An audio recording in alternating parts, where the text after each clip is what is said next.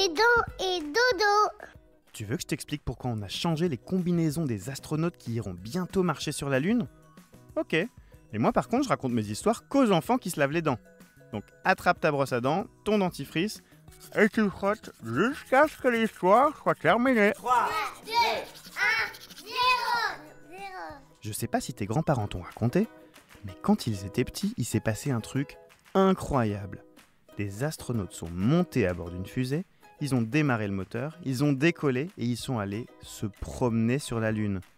Ouais, la Lune, celle que tu vois dans le ciel la nuit. Et ça, personne ne l'avait jamais fait avant. Après ce premier voyage, il y a eu d'autres hommes qui sont retournés sur la Lune, mais pas beaucoup, seulement 12 en tout. Et la dernière fois qu'un astronaute s'est promené là-bas, c'était il y a 47 ans. T'imagines ? Ton papa et ta maman étaient peut-être même pas nés. Alors les scientifiques qui construisent les fusées ont décidé qu'il était temps de retourner sur la Lune pour y faire de nouvelles expériences. Et ils ont commencé à préparer le prochain voyage. Normalement, ça devrait avoir lieu dans 5 ans. Mais forcément, après être resté 47 ans rangés dans un placard, les vieilles combinaisons spatiales des astronautes, elles sont plus en très bon état. Alors ils ont décidé d'en fabriquer des nouvelles, plus modernes. Et tu veux savoir ce qu'elles ont de plus, ces nouvelles combinaisons ? Pas de problème, moi je vais t'expliquer tout ça. Mais tu connais la règle, t'arrêtes de brosser, j'arrête de raconter. Alors les dents de devant, je pense qu'elles sont propres. Maintenant, on va aller nettoyer les dents du fond.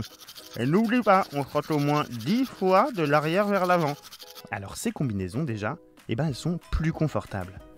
Quand tu auras fini de te brosser les dents, demande à tes parents de te montrer les images des premiers astronautes qui ont marché sur la Lune. Ça n'a pas l'air du tout pratique de se promener avec ça sur le dos. Alors qu'avec leur nouvelle tenue, les astronautes pourront faire plein de choses qu'ils ne pouvaient pas faire avant. Et au lieu de sautiller comme des lapins, ils pourront marcher normalement. Et puis il y a autre chose aussi. Est-ce que tu sais combien de femmes ont déjà marché sur la Lune ? 0. À chaque fois que des humains sont allés là-bas, il n'y avait que des garçons dans la fusée. Et ça, c'est pas très juste pour les filles. Alors cette fois-ci, les scientifiques ont décidé qu'il y aurait des garçons et des filles. Tu te rends compte ? La toute première femme sur la Lune de toute l'histoire. C'est génial. Sauf qu'il y a un petit problème. Comme ils n'ont jamais envoyé de femmes sur la Lune, ils n'ont jamais fabriqué de combinaisons adaptées au corps des femmes. Toutes celles qu'ils ont sont faites pour être portées par des hommes. Et c'est pour ça que les scientifiques ont fabriqué ces nouvelles tenues. Et tu sais, si tu travailles bien à l'école, peut-être que toi aussi tu pourras les enfiler et monter dans une fusée pour aller découvrir la Lune, ou peut-être même découvrir Mars. Bon, montre-moi un peu tes dents. Fais A, fais I. C'est pas mal, elles sont bien blanches, comme il faut. Tant pis pour vous les caries, allez maintenant, au lit.